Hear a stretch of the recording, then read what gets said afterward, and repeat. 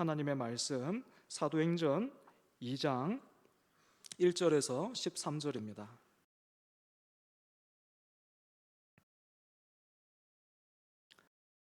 사도행전 2장 1절에서 13절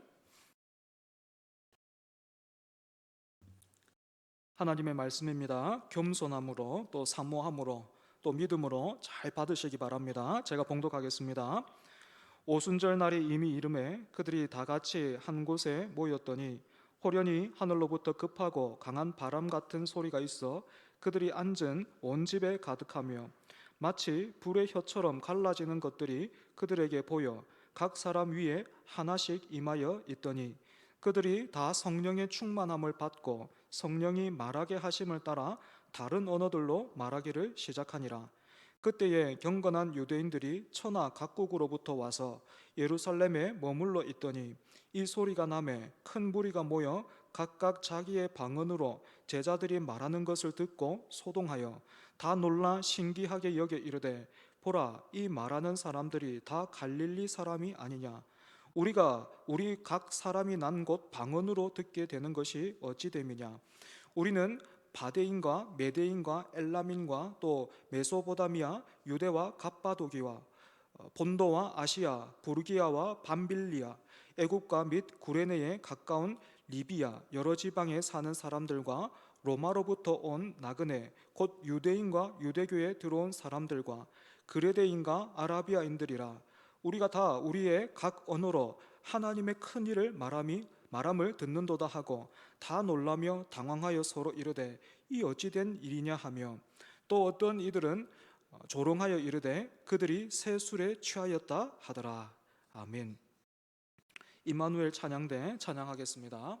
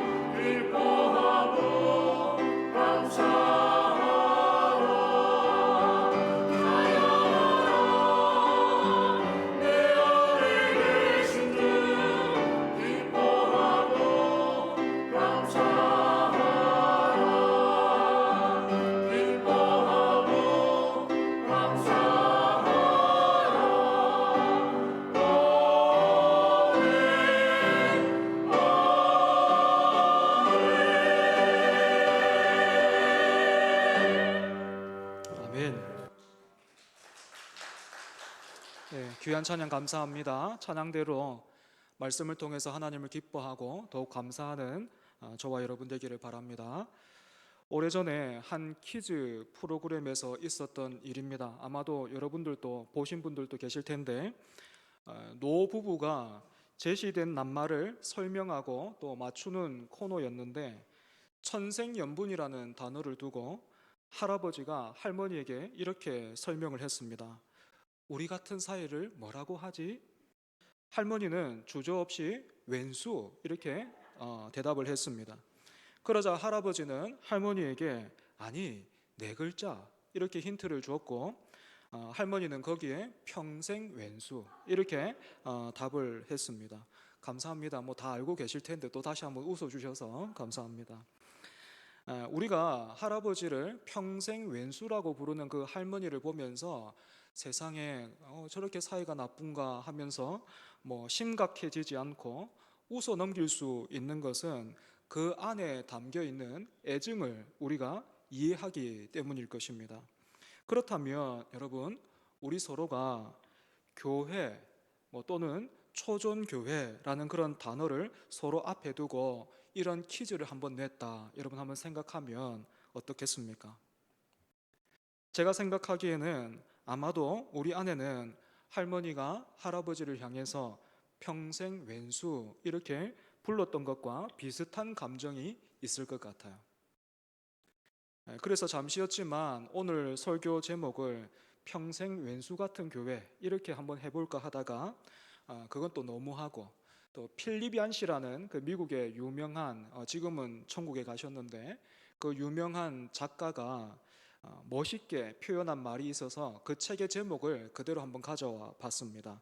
그래서 여러분 오늘 설교 제목이 뭡니까? 교회, 나의 고민, 나의 사랑. 제가 부산에서 사역할 때 일입니다. 성경 공부 모임을 인도하다가 그 당시에 성실하게 교회를 섬기고 계시던 남자 집사님께 제가 이렇게 물었습니다. 집사님, 솔직히 개모임처럼 친구들이 모이는 그런 모임이 더 위로가 되고 기다려집니까? 아니면 교회에서 함께 신앙생활을 하고 있는 지체들이 모이는 그 시간이 더 기다려지고 또 집사님께 위로가 됩니까? 어디가 더 좋습니까? 제가 이렇게 한번 여쭈어 봤습니다. 집사님이 잠시 고민을 하시더니 저에게 이렇게 물으셨습니다. 솔직히 말해도 됩니까? 예, 부탁드립니다. 솔직히 저는 친구들이 모이는 그 자리가 더 즐겁습니다. 친구들끼리는 서로 허물이 생겨도 뭐 술 한잔 하면서 털어버리면 그 허물이 털어지는데 교회는 그렇지 않습니다. 온갖 뒷말이 생기기 때문에 진솔한 대화를 나눌 수 없습니다. 그때 저는 이 집사님의 그 대답, 이 말씀을 반박하는 것이 아니라 깊이 공감을 했습니다. 이뿐만 아니라 목회를 하다 보면 생각하고 기대했던 그런 교회의 이미지와는 너무나 달라서 실망하고 상처받은 분들로부터 종종 무슨 교회가 이러냐면서 그런 항의를 들을 때가 있습니다. 그렇게 코너에 막 몰리다 보면요, 도대체 내가 무슨 잘못을 해서 이런 소리를 듣나 하는 생각과 함께 그러면 교회는 어떤 곳이어야 할까? 아니, 교회는 어떤 곳일까라는 이런 생각까지 굉장히 많은 고민을 하게 됩니다. 사랑하는 여러분, 여러분은 어떠십니까?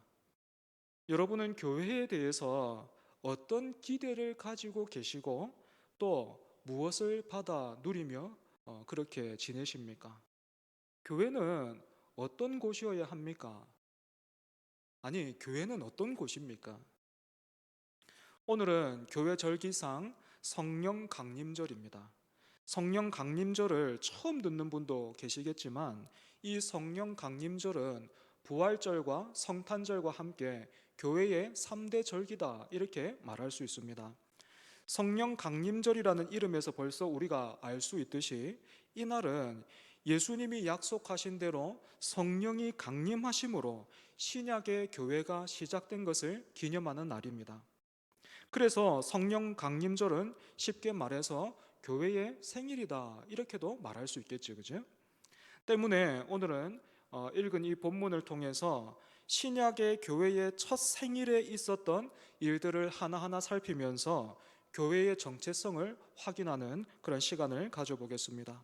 먼저 본문 여러분 1절을 한번 보십시오. 성령 강림이 언제 일어났습니까? 오순절이죠. 그죠? 오순절. 오순절은 한자로 다섯 오에 열 순자를 써서 50일이 되는 날이라는 뜻입니다.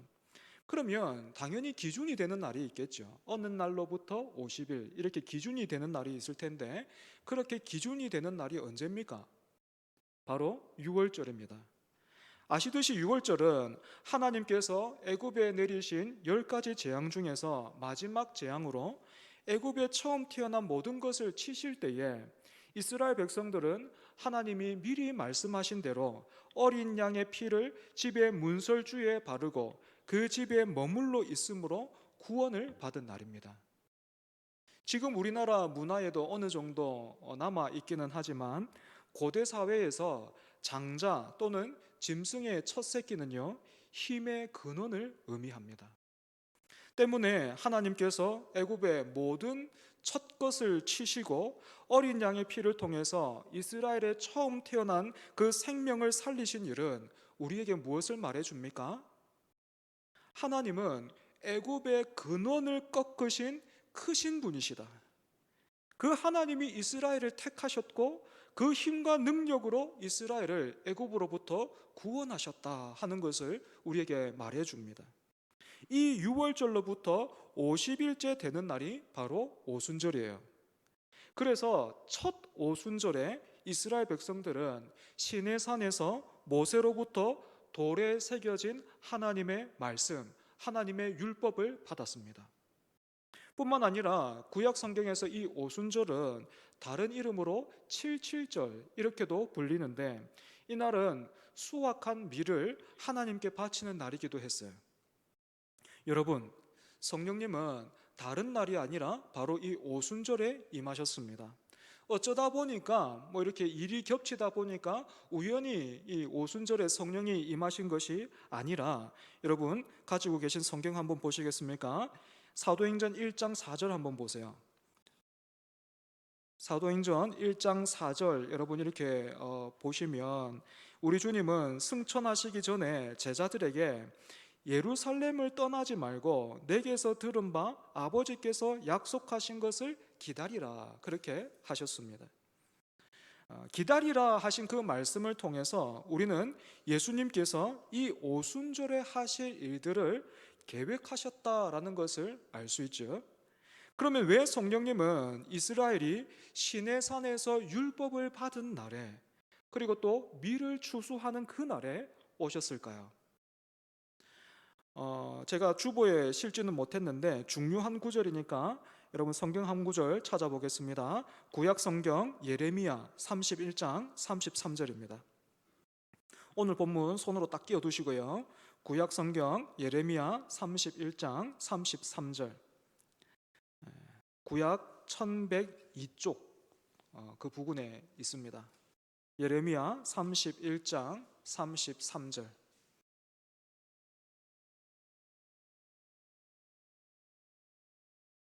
구약 1102쪽 그 부근입니다. 찾으셨으면 같이 읽어볼까요? 네, 찾으셨죠? 자, 시작.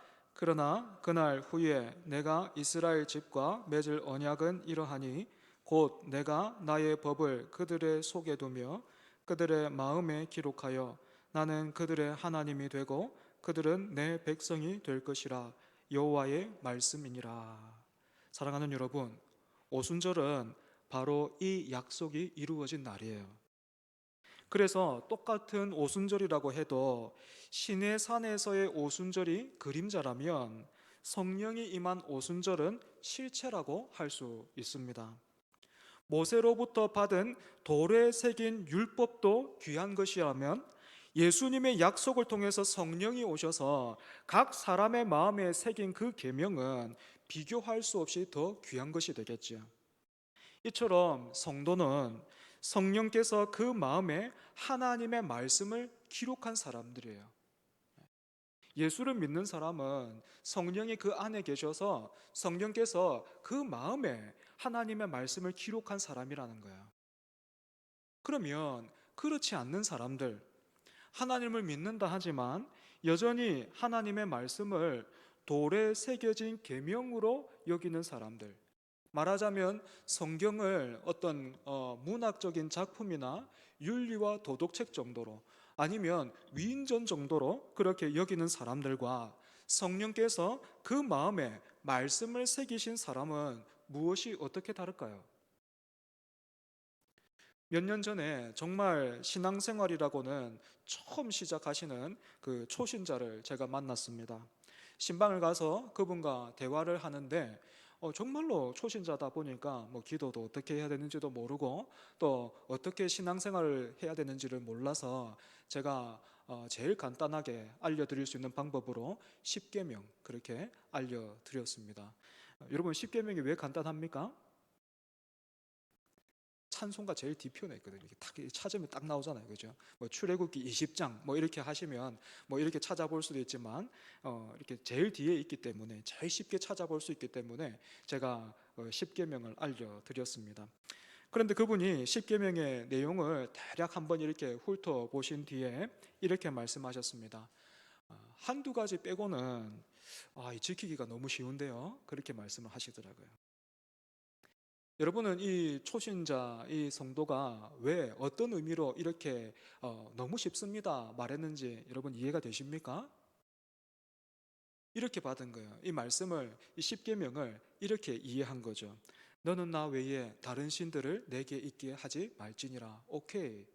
이제부터 내가 하나님 믿으려고 하니까 한번 잘 믿어보겠습니다. 오케이. 살인하지 말라. 또 뭐 간음하지 말라.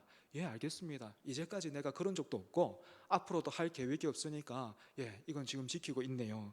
아, 여러분, 이처럼 말씀을 돌에 새긴 율법의 조항처럼 받았기 때문에 이렇게 훑어보면서 쉬운 것이구나 이렇게 생각한 거야.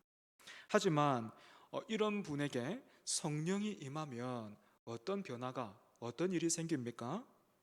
어둠 가운데서 더듬으면서 자신을 알던 사람이 환한 빛 아래에 서게 되는 것 같아서요. 나는 내 힘과 능력으로는 하나님의 말씀을 단 한 구절도 지킬 수 없구나 하는 것을 깨닫게 되고 예수님을 붙들고 의지하게 돼요. 우리의 심령에 말씀을 새기신 성령께서 이처럼 우리를 예수 그리스도께로 인도하시는 것입니다. 여기까지가 왜 성령이 오순절에 오셨는가에 대한 그런 의미라고 할 수 있는데요. 그러면 이제 성령이 임하셨을 때에 어떤 일이 있었는가 하는 것을 한번 살펴보겠습니다. 다시 여러분 사도행전으로 돌아와서 사도행전 2장 본문 2절과 3절을 보시면 예수님의 명령에 따라서 한 곳에 모여 있었던 사람들은 말로 표현할 수 없는 두 가지 경험을 하게 됐죠. 그죠?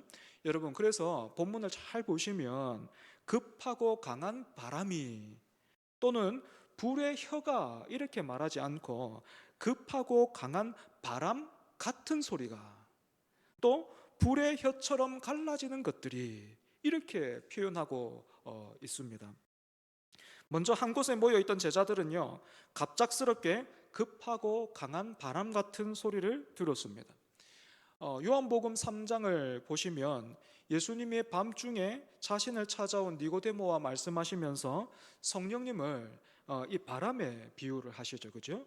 분명히 존재하고 느낄 수는 있지만 눈으로는 볼 수 없는 바람으로 예수님께서 성령을 비유하셨는데 여기에서도 성령의 임재가 바람에 비유되고 있는 것입니다. 그리고 다시 본문 2절의 마지막 부분을 보시면 이 바람 같은 소리가 그들이 앉은 온 집에 가득했다 이렇게 되어 있는데요. 가득하다라는 이 표현은 구약 성경에서 하나님의 임재를 나타낼 때 사용되었어요. 예를 들면 성소에 하나님의 영광을 의미하던 그 구름이 가득 찼다. 그래서 제사장들도 감히 몸을 움직일 수가 없었다 할 때에 그 가득하다가 지금 여기에도 사용되고 있는 거예요. 그런데 한 가지 달라진 점이 있다면 뭡니까? 성소나 지성소 누구만 들어갑니까? 제사장 또는 대제사장만 들어가잖아요. 그죠? 그런데 지금 이 하나님의 영광이 어디에 가득했다고요? 제자들이 모여 있는 그곳에 가득했다라는 거예요. 뭔가 굉장한 변화가 생긴 거죠. 그죠? 이 바람 같은 소리 외에도 모인 사람들은 불의 혀처럼 갈라지는 것들이 각 사람 위에 임해 있는 것을 보았습니다. 불도 성경에서 하나님의 임재를 상징합니다. 예를 들면 하나님은 가시떨기 나무에 그 불로서 모세를 만나 주셨고, 출애굽한 이스라엘 백성들은 시내산 앞에서 하나님의 임재를 마치 그 큰 산에 불이 붙은 것처럼 그렇게 경험을 했습니다. 그때 하나님은 모세 외에는 가까이 오지 말라 그렇게 명령을 하셨고, 누구든지 명령을 어기는 사람은 죽을 것이다 경고하셨죠. 그런데 지금 성령이 오시자 어떻습니까? 그 불이 모세 같은 특별한 한 사람, 그렇게 모여있는 뭐 120명 중에 어떤 특별한 한두 사람이 아니라 그 불이 각각 그 사람들 위에 임해 있습니다. 여러분, 나는 그들의 하나님이 되고 그들은 내 백성이 될 것이다 하신 이 말씀을 하나님께서 지금 어떻게 이루고 계시는지를 한번 보십시오. 출애굽한 백성들에게 하나님은 그저 하늘에서만 말씀하시지 않고 시내산을 통해서, 시내산이 불타는 것처럼 또 엄청난 천둥과 번개를 통해서 그 백성들을 만나 주셨습니다. 그런데 이 만남이 조금 바뀌는데요. 모세를 통해서 그 돌에 새겨져 있는 율법을 받고 나서 이 만남이 또 어떻게 바뀝니까? 하나님이 성막을 만들라 하잖아요. 그죠? 율법을 받은 뒤에 하나님은 성막을 지으라 명령하심으로 어떻게 합니까? 시내산처럼 그렇게 멀리 떨어져 계신 것이 아니라 택하신 백성들 한가운데로 오시죠. 성막이 이스라엘 진영의 한가운데 있었지 않습니까? 그죠?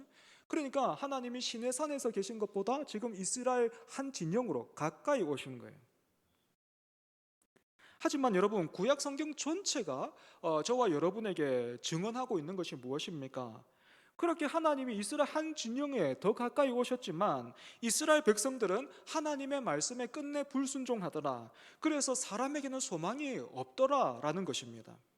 그런데 여러분, 놀라운 것은 이 답이 없는 죄인을 위해서 하나님이 어떻게 하십니까? 그 외아들 예수 그리스도를 보내십니다. 그리고 예수님은요, 스스로를 가리켜서 내가 성전이라 그렇게 말씀하셨지요. 여기에서 저는 엉뚱하지만 이런 생각 들었습니다. 왜 부활하신 예수님은 곧장 그 부활하신 뒤에 그 빌라도를 찾아가신다거나 아니면 로마 황제를 찾아가시지 않으셨을까? 예수님은 자신이 떠나가시는 것이 제자들에게 더 큰 유익이라고 말씀하셨지만 예수님이 승천하지 않으셨다면 그것이 제자들에게 더 도움이 되지 않았을까? 더 위로가 되지 않았을까? 그러면 의심하는 사람을 만날 때면 언제든지 저기 예수님이 계시니까 한번 만나러 가보자라고 할 수도 있을 것 같고, 또 부활하신 예수님은 뭐 공간을 초월해 계시니까 지금까지도 어디 뭐 예루살렘에 계시면서 1년에 한 번씩이라도 전 세계에 있는 그 교회를 한 번쯤은 이렇게 방문해 주신다면 전도는 말할 것도 없고 교회의 영광이 대단할 것 같은데 왜 승천을 하시고 또 성령님을 보내주셨을까? 왜 이것을 더 큰 유익이라고 하셨을까? 여러분, 혹시 오늘 본문을 통해서 이유를 아시겠습니까? 우리는 예수님을 1년에 한 번씩 그렇게 투어를 통해서 만나는 그 정도로도 만족할 수 있을 것 같아요. 그 정도로 예수님과 지내도 우리는 별로 불편함이 없을 것 같고 오히려 더 믿음의 확신이라고 할까요? 그런 것이 더 생길 수 있을 것 같아요. 예수님 지금 예루살렘에 어디 계셔? 아니면 예수님 어디 지금 지난주에 우리 교회 다녀가셨는데 뭐 이렇게 말할 수도 있는 거잖아요. 그런데 하나님은 우리는 그렇게만 지내도 만족스러울 것 같은데 하나님은 우리를 원하시되 얼마나 원하십니까? 우리를 사랑하시되 얼마나 사랑하십니까? 더 가까이 계실 수 없을 정도로 성령을 통해서 우리 안에 거하십니다. 그래서 우리 안에 성령을 보내심으로 우리를 성전 삼으시는 거예요. 그냥 멀리만 계신 시내산에서 계신 하나님이 성막으로 오시고요. 그 성막으로 사람이 안 되잖아요. 그러니까 어떻게 합니까? 길과 진리와 생명 대신 살아계신 예수 그리스도가 사람을 붙듭니다. 그리고 또 어떻게 한다고요? 이게 전부가 아니라는 거예요. 성령을 통해서 우리를 그냥 아예 성전 삼으시는 거예요. 떨어질 수 없다라는 거예요. 투어를 통해서 만나는 거 안 된다라는 거예요. 난 그 정도로 원하지 않는다는 거예요. 그냥 우리와 같이 계시는 거예요. 우리와 함께 하시는 거예요.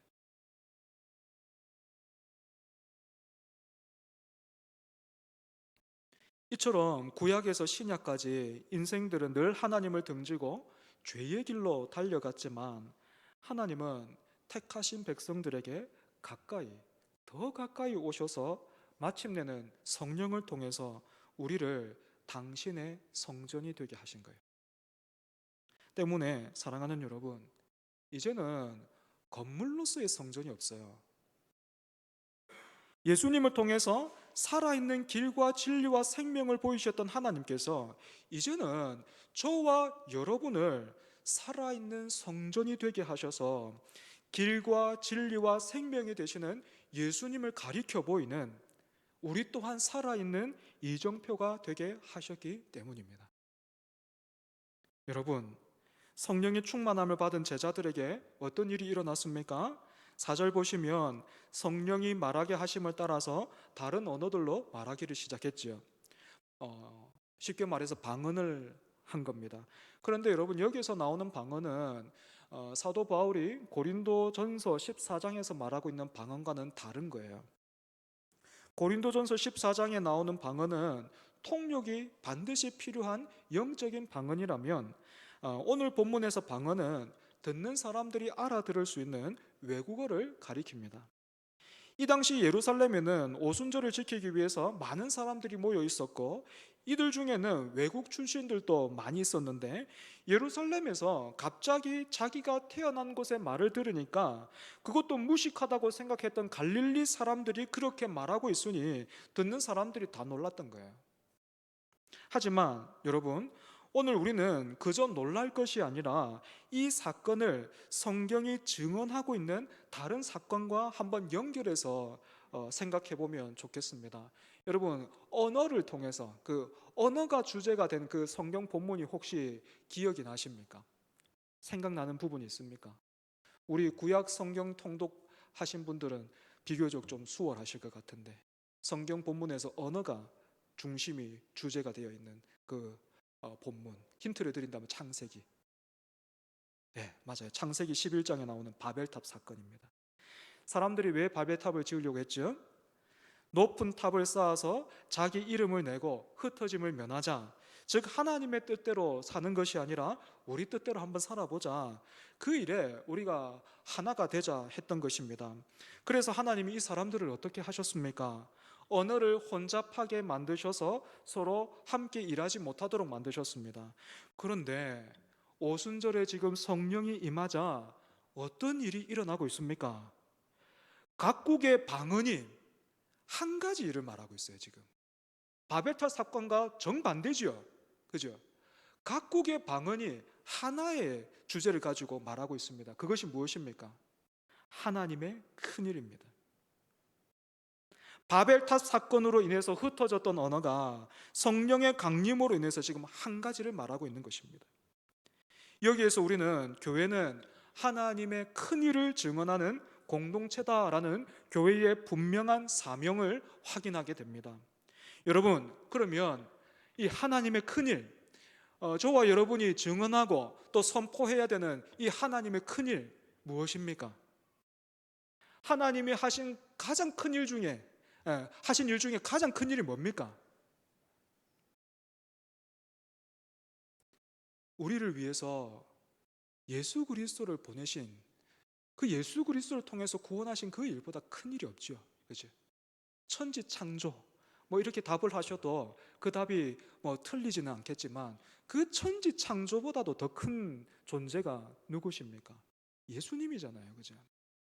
예수님을 우리를 위해서 구원자로 보내신 그 일이 예수를 통해서 저와 여러분을 위해서 하신 그 일이 하나님께서 하신 가장 큰 일인 것이에요.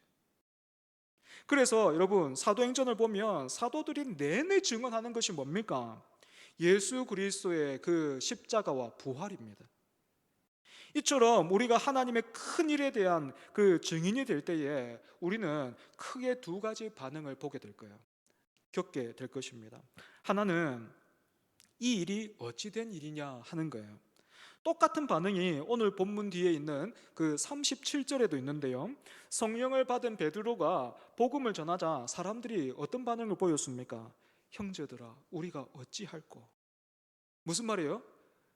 베드로의 그 설교, 복음을 듣고 나니까 사람들이 이렇게 말했다는 거예요. 그래서 내가 어떻게 하면 됩니까? 나는 죄인이고 그래서 소망이 없다는 것을 이제 알게 되었는데 그러면 어떻게 하면 됩니까?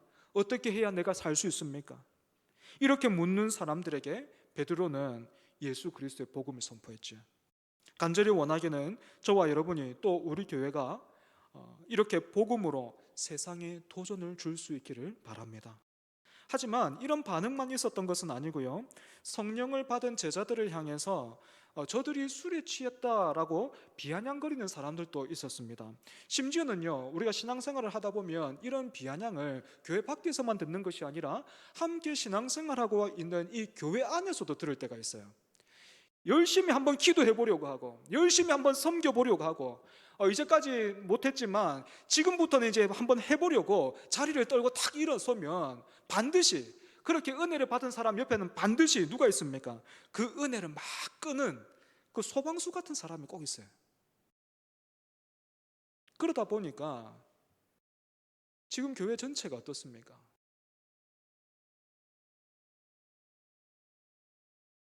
아무것도 하지 말고 가만히 있자. 나서면 나만 손해다 하면서 목사님이 뭐라 해도 나는 이미 마음을 정한 지가 오래입니다. 벌써 수년 동안 내가 이렇게 살았고 앞으로도 이렇게 살다가 천국 갈 거니까 나한테는 큰 기대하지 마세요. 뭐라 해도 나는 꼼짝하지 않습니다. 정중동. 이런 분들이 점점 많아지고 있어요. 사랑하는 여러분, 성령을 받은 베드로를 한번 보십시오. 술에 취했다라고 말하는 사람들의 그 비아냥을 어떻게 하고 있습니까? 요엘의 말씀을 통해서 받아내고 있어요. 예수님이 이 땅에서 겪으신 일들을 생각하면 또 부활승천하신 예수님과 다시 오실 주님을 생각하면 오해를 받았다고 해도 뭐 섭섭할 것 없고 오히려 내가 할 일이 더 분명해지는 거죠. 우리가 우리의 마음과 시선을 주님께만 둔다면요. 말씀을 정리하겠습니다. 사랑하는 여러분, 성령 강림절을 통해서 신약의 교회가 시작되었습니다. 이 사실이 오늘날 우리에게 무엇을 말해줍니까? 교회는, 우리 초정교회는 성령의 공동체라는 것입니다. 예수님의 약속대로 성령이 우리 마음에 오셔서 말씀을 새기시고 붙드는 사람들, 그래서 예수 그리스도의 복음의 증인들이 모여 있는 곳이 바로 교회고 오늘 우리 초종교회가 되어야 된다는 거예요. 이것이 바로 저와 여러분의 정체성입니다. 그러니 여러분, 우리 교회가 부흥하는 길은 우리 교회가 건강해지는 길과 또 우리 교회가 성숙해져가는 그런 길은 다른 데 있는 것이 아니라 이 정체성을 붙들고 확인하면서 저와 여러분이 한 길을 가는 거예요. 그래서 사랑하는 여러분, 간절히 부탁을 드립니다.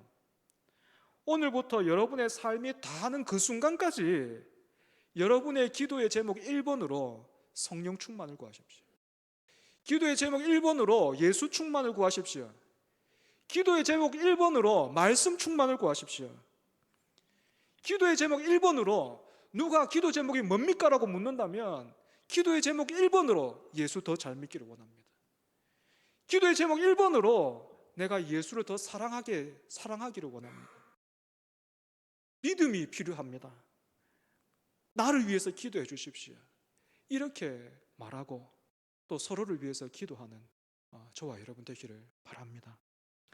함께 기도하겠습니다. 하나님, 어찌 이리도 우리에게 가까이 오시며 우리를 원하십니까? 약속하신 성령님을 통해서 우리로 살아있는 성전이 되게 하신 하나님의 큰 일에 감사와 찬송을 올려드립니다. 하나님의 말씀을 통해서 급하고 강한 바람 같은 성령님의 인도를 받게 하시고, 또 성령을 받은 제자들이 그 입에서 불을 토하듯이 복음을 증언한 것처럼 오늘 우리 또한 예수 그리스도의 증인이 되게 하옵소서. 이 일을 위해서, 하나님의 영광을 위해서 성령 충만을 구하고 말씀 충만을 구하고 예수 충만을 구하오니 들어 응답하여 주옵소서. 예수님 이름으로 기도합니다. 아멘.